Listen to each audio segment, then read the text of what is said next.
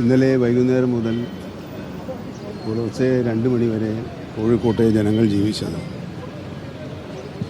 അവരുടെ ഓർമ്മയിൽ ഇത്രയും വിപുലമായൊരു തീപിടുത്തം ഉണ്ടായിട്ടില്ല. അതിന് നടുക്കത്തിലായിരുന്നു കോഴിക്കോട്ടെ ജനങ്ങൾ. എന്നാൽ ഈ ആശങ്ക അകറ്റുന്നതിനും തീ പൂർണ്ണമായും അണക്കുന്നതിനുമുള്ള ശ്രമത്തിൽ ബന്ധപ്പെട്ടവരെല്ലാം ആത്മാർത്ഥമായി പ്രതിബദ്ധതയോടുകൂടി പ്രവർത്തിച്ച ചിത്രം കൂടി നമുക്ക് കാണാൻ വേണ്ടി കഴിഞ്ഞു. അവരെ പ്രോത്സാഹിപ്പിക്കാനും സഹായിക്കാനും കോഴിക്കോട്ടെ ജനങ്ങളും ഉണ്ടായിരുന്നു. അങ്ങനെ അവരുടെ എല്ലാം പിന്തുണയോടുകൂടിയാണ് ഈ ദൗത്യം വിജയകരമായി എന്ന വാക്ക് ഞാൻ ഉപയോഗിക്കുന്നത് പൂർത്തിയാക്കാനും. വിജയം എന്ന് പറയുന്നത് വേറൊരു സെൻസിലായി പോകുമല്ലോ, അതുകൊണ്ട് അത് ഞാൻ പറയുന്നില്ല. എന്തായാലും ദൗത്യം ഫലപ്രദമായി പൂർത്തിയാക്കാൻ അതുകൊണ്ടാണ് കഴിഞ്ഞിട്ടുള്ളത്. അവരെല്ലാം അഭിനന്ദിക്കാൻ ഈ സന്ദർഭം ഞാൻ ഉപയോഗപ്പെടുത്തുക. ഇനി ഇരിക്കട്ടെ. അപ്പോൾ അതാണ് ഇനിയത്തെ പ്രശ്നം. ഇദ്ദേഹം ചോദിച്ചതുപോലെ ഇനി ഇല്ലാതിരിക്കാൻ എന്താണ് ചെയ്യേണ്ടത്, ഇതെങ്ങനെയാണ് ഉണ്ടായത്? ഈ 2 ചോദ്യങ്ങൾക്ക് നമ്മൾ ഉത്തരം കണ്ടെത്തേണ്ടതായിട്ടുണ്ട്. അതിനുള്ള പ്രാഥമിക പരിശോധനകൾ ഇന്ന് ഏതാനും മിനിറ്റ് സമയത്തിനകം തന്നെ ആരംഭിക്കും. ചീഫ് സെക്രട്ടറി ജില്ലാ കളക്ടറോട് അടിയന്തരമായ റിപ്പോർട്ട് നൽകാൻ വേണ്ടി ആവശ്യപ്പെട്ടിട്ടുണ്ട്. ജില്ലാ കളക്ടർ അതുമായി ബന്ധപ്പെട്ട് ഫയർഫോഴ്സ് തുടങ്ങിയ സേനാ വിഭാഗങ്ങളോട് അവർക്ക് പറയാൻ വേണ്ടി പറഞ്ഞു. നഗരസഭയും ഇന്ന് വിദഗ്ധ സമിതി യോഗം ചേർന്ന് എന്തെങ്കിലും പാളിച്ചകളോ പോരായ്മകളോ ഉണ്ടായിട്ടുണ്ടോ എന്ന് പരിശോധിക്കുന്നുണ്ട്. അങ്ങനെ സർവ്വതല സ്പർശിയായ പരിശോധനകളിലൂടെ വീഴ്ചയുണ്ടെങ്കിൽ വീഴ്ച തിരുത്താനും വീഴ്ചക്കിടവരുത്തിയവർക്ക് ആരെങ്കിലും ഉണ്ടെങ്കിൽ അവരെ പേരിൽ നടപടിയെടുക്കാനും മനഃപൂർവ്വമായ എന്തെങ്കിലും സംഭവിച്ചിട്ടുണ്ടോ എന്നത് മറ്റൊരു തരത്തിലുള്ള പരിശോധനയും എന്ന് പറഞ്ഞാൽ ഞാനത് പറയുന്നില്ല.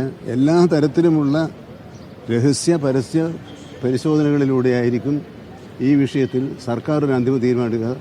അതിന് കാലതാമസമൊന്നും ഉണ്ടാകാതെ ചെയ്യണം എന്നുള്ള നിലക്കാണ് കാര്യങ്ങൾ മുമ്പോട്ട് പോയിക്കൊണ്ടിരിക്കുന്നത്. ഈ അനധികൃത നിർമ്മാണം ഇപ്പോൾ കാണാം. ഈ ഓപ്പൺ പാസേജിലടക്കം അവർ ഗോഡൗണാക്കി മാറ്റിയിരിക്കുക. അതിനൊക്കെ അനുമതി എങ്ങനെ കിട്ടിയെന്നുള്ളൊരു പ്രശ്നം കൂടെ ഇല്ലേ? അതാണല്ലോ കോർപ്പറേഷനോട് പരിശോധിക്കാൻ പറഞ്ഞത്. ഇപ്പം ഞാനൊരു അഭിപ്രായം പറയുന്നില്ലല്ലോ. കാരണം നമുക്ക് ഈ ചോദ്യങ്ങൾക്കെല്ലാം ഉത്തരം കിട്ടണം. ആ ഉത്തരം കിട്ടണമെങ്കിൽ സമഗ്രമായ പരിശോധനയും പഠനവും ആവശ്യമാണ്. അത് ആളുകളെ ബോധ്യപ്പെടുത്താനുള്ള പരിശോധനയോ അന്വേഷണമോ അല്ല.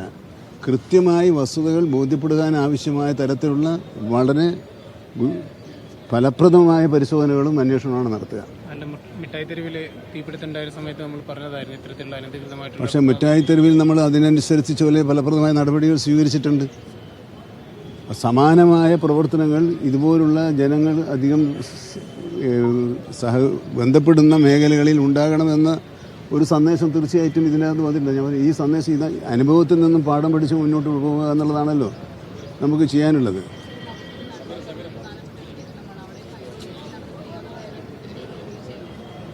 അതാണല്ലോ ഞാൻ പറഞ്ഞത്. അത് എങ്ങനെയാണ് വീഴ്ചയുണ്ടത്, ആരുടെ ഭാഗത്താണ് വീഴ്ചയുണ്ടായത്, എന്തുകൊണ്ടാണ് വീഴ്ചയുണ്ടായത്, ഇതാണല്ലോ നമുക്കറിയേണ്ടത്.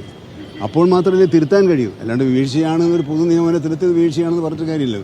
നമുക്കൊരു നിഗമനത്തിലെത്തണമെങ്കിൽ ഉത്തരവാദിത്വ ആരാണെന്ന് ബോധ്യപ്പെടണമെങ്കിൽ വിശദമായ പരിശോധന. മറ്റേ നമ്മുടെ ഒരു നിഗമനമാണ്. ആ നിഗമനം തെറ്റല്ല, സ്വാഭാവികമായി അങ്ങനെ സംഭവിച്ചിട്ടുണ്ടാവും. പക്ഷേ അതിൻ്റെ ഉത്തരവാദികളാരാണ്, അതാണല്ലോ നമുക്ക് കണ്ടെത്തേണ്ടത്. ആ ഉത്തരവാദികളെ കണ്ടെത്തി അവർക്ക് മാതൃകാപരമായ ശിക്ഷ കൊടുക്കാനുണ്ടെങ്കിൽ അത് കൊടുക്കുക. പരിഹരിക്കാൻ ആവശ്യമായ നിർദ്ദേശങ്ങൾ അത് മുന്നോട്ട് വെച്ച് അതിനുള്ള അടിയന്തര നടപടികൾ സ്വീകരിക്കുക തുടങ്ങിയ കാര്യങ്ങളിലാണ് ഇപ്പോൾ ഗവൺമെൻറ് ശ്രദ്ധിക്കുന്നത്. ഗവൺമെൻറ് ഈ കാര്യം ഗൗരവത്തിലാണ് കാണുന്നത്.